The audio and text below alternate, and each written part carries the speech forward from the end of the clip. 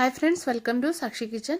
ഇനി ഞാൻ വന്നിരിക്കുന്ന സ്നാക്സ് റെസിപ്പി ആയിട്ടാണ് പരിപ്പ് വട. അപ്പോൾ അത് തയ്യാറാക്കിയെടുക്കുന്നത് എങ്ങനെയെന്ന് നോക്കി വരാം.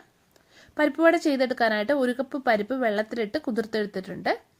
ഇത് നമുക്ക് മാറ്റി വയ്ക്കാം. ഇനി ഒരു മിക്സി ജാറിലേക്ക് 1 കഷ്ണം ഇഞ്ചി ഇട്ട് കൊടുക്കാം.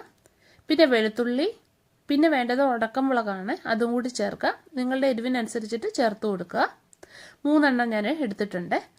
പിന്നെ 1 ടീസ്പൂൺ പെരുംജീരകം, കുറച്ച് കറിവേപ്പില. ഇനി ഇതെല്ലാം കൂടി ചതച്ചെടുത്തിട്ട് വരാം. അപ്പോൾ ഇത് ചതച്ചെടുത്തിട്ടുണ്ട്.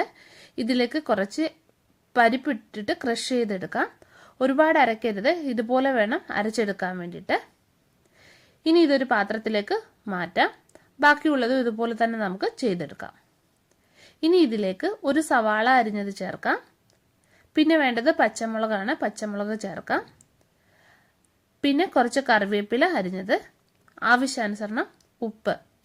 ഇനി ഇത് നല്ലോണം ഒന്ന് മിക്സ് ചെയ്തെടുക്കാം. ഇനി ഇതുപോലെ കുറച്ച് മാവ് ഉരുളയാക്കിയിട്ട് കൈയുടെ ഉള്ളം കൈയിൽ വെച്ചിട്ട് ഇതുപോലെ അമർത്തി കൊടുക്കാം. നിങ്ങൾക്ക് പരിപ്പ് വടയ്ക്ക് എത്ര വലുപ്പം വേണോ അതിനനുസരിച്ചിട്ടുള്ള ഉരുളകൾ എടുക്കുക.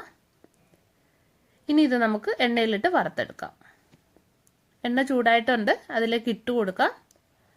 തിരിച്ചും മറിച്ചും ഇട്ടിട്ട് മൂപ്പിച്ചെടുക്കാം. അപ്പോൾ പരിപ്പ് വട ഇവിടെ മൂത്ത് വന്നിട്ടുണ്ട്. നമുക്കിത് കോരി മാറ്റാം. അപ്പോൾ പരിപ്പ് വടയെല്ലാം തയ്യാറാക്കി എടുത്തിട്ടുണ്ട്. നല്ല ടേസ്റ്റി ആയിട്ടുള്ള ഒരു റെസിപ്പിയാണിത്. ഉറപ്പായിട്ടും ചെയ്ത് നോക്കുക. പിന്നെ വീഡിയോ ഇഷ്ടപ്പെട്ടിരിക്കുകയാണെങ്കിൽ ഒന്ന് ലൈക്ക് ചെയ്യാനും ഷെയർ ചെയ്യാനും മറക്കല്ലേ. അപ്പോൾ നമുക്ക് വീണ്ടും മറ്റൊരു നല്ല റെസിപ്പിയുമായിട്ട് കാണാം.